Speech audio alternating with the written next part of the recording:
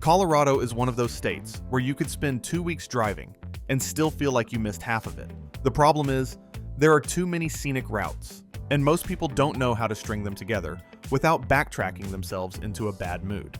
So today, we're doing 3 scenic drives that connect into one of the best road trips this state has to offer, even though each one is genuinely different from the last. We start in the mountains just outside Denver. Number 1. Trail Ridge Road, Rocky Mountain National Park. Many have visited Rocky Mountain National Park without ever actually driving the road that makes it extraordinary. Trail Ridge Road is the highest continuous paved road in the United States, reaching a maximum elevation of 12,183 feet. It runs 48 miles between Estes Park on the east side and Grand Lake on the west, and 11 of those miles sit above the tree line, in open alpine tundra. The NPS describes conditions up there as climatologically similar to the Arctic Circle, and once you're standing on the tundra, looking at nothing but sky and stone in every direction, that comparison stops feeling like a stretch. The road was planned and built between 1929 and 1938, replacing the older Fall River Road. It was engineered to intrude as little as possible on the landscape, while following a route that the Arapaho people had used for centuries to cross the mountains between their homeland and eastern hunting grounds. The road normally opens in late May. In 2025, it opened May 30th, and the anticipated window for 2026 is between late May and the second week of June, weather permitting. The drive itself takes 2 to 3 hours without stops, but you will stop, because the overlooks will draw you in. Coming in from Estes Park, the road climbs through montane forest, while at Rainbow Curve, the panorama opens across Horseshoe Park and the glacier-carved valleys below. The Alpine Visitor Center at Fall River Pass is particularly worth the pull-off. It's the highest visitor center in the entire national park system, and on a clear July morning, the view from the deck stops conversations. Although you want to keep an eye out for marmots and pika around the tundra communities nearby. One more thing to know before you go is that timed entry reservations are required to enter Rocky Mountain National Park from May or June through mid-October 2026, and the first batch goes live on recreation.gov on May 1st at 8 a.m. Mountain Time. Book early, they sell out. After enjoying your stay at the national park, come down the west side into Grand Lake, fill up, and get back on the road. What comes next is going to take the rest of your day, and it will earn every hour. Number 2. Top of the Rockies, Scenic Byway. You could drive through central Colorado and think you understand what high altitude looks like. Then you hit the top of the Rockies and realize you are working with a rough draft. This 115-mile route crosses the Continental Divide 3 times and traces the Arkansas River nearly to its source near Fremont Pass. Start in Minturn, a former railroad town wedged between Vail and Beaver Creek. From here, the road climbs through the White River National Forest, passes Camp Hale, and crosses Tennessee Pass at 10,424 feet. The anchor is Leadville at 10,152 feet. It is the highest incorporated city in the United States, and the mountains surrounding it make that number feel modest. The city's nickname is Cloud City, which is either charming or an omen, depending on how you feel about afternoon weather. Either way, the historic downtown, a 70-square-block National Historic Landmark, was one of the wildest and most colorful places in 19th century Colorado. At its peak in 1879, the city had ballooned from a few hundred residents to roughly 30,000. The silver boom launched fortunes for figures like Horace Tabor, who used his mining money to build the Tabor Opera House in 1879. At the time, the most expensive structure in the state. It's still running shows. And let's not forget about the National Mining Hall of Fame, where you can enjoy a walk-through replica of an underground hard rock mine. Give it an hour, the town rewards it. Then head south toward Twin Lakes. The reservoir sits in the San Isabel National Forest, with Mount Elbert rising directly behind it.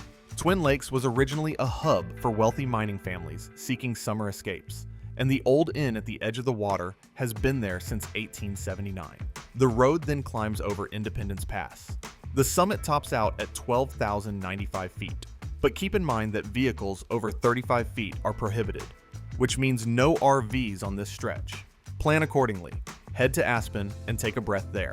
You've got one more drive, and in this case, the best was saved for last. Number 3.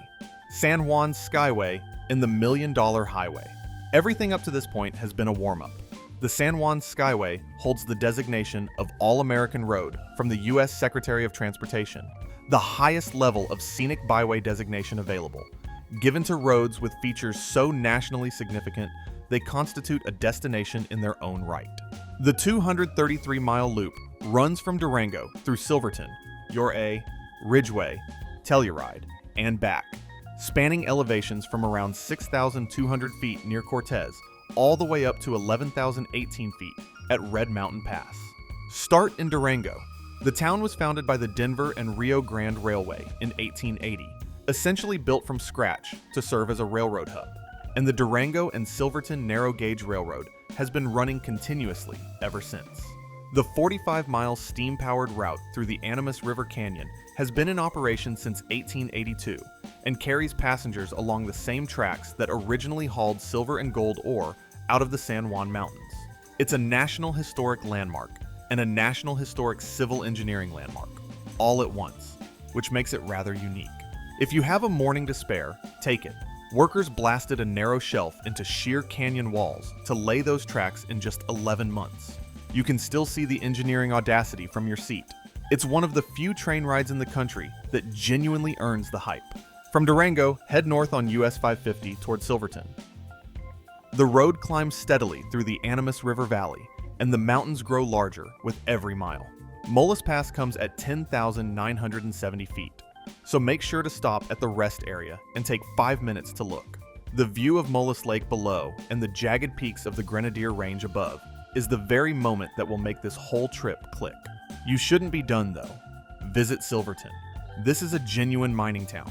Most of the back streets are still unpaved. The architecture is authentic 1870s, and nobody's tried to make it cute. That's the point. The town's name came from a miner who boasted that silver could be pulled from the surrounding mountains by the ton. He wasn't wrong. You should spend an hour or two walking it before you drive the next stretch, because what comes next is the $1 Million Highway.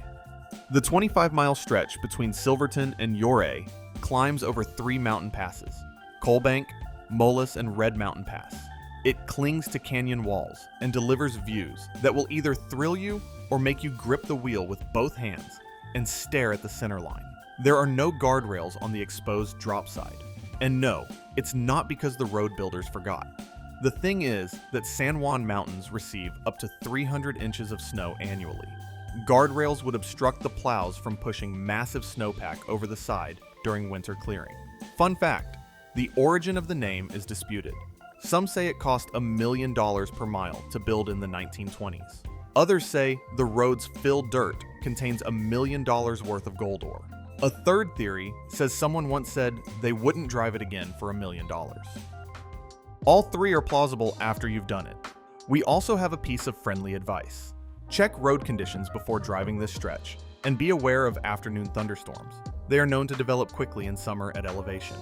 Drive it in the morning, drive it attentively, and don't miss Bear Creek Falls, which are visible from a pullout just before the descent into Ouray, known as the Switzerland of America, or Little Switzerland, depending on who you ask, and pronounced Ouray if you want the locals to respect you.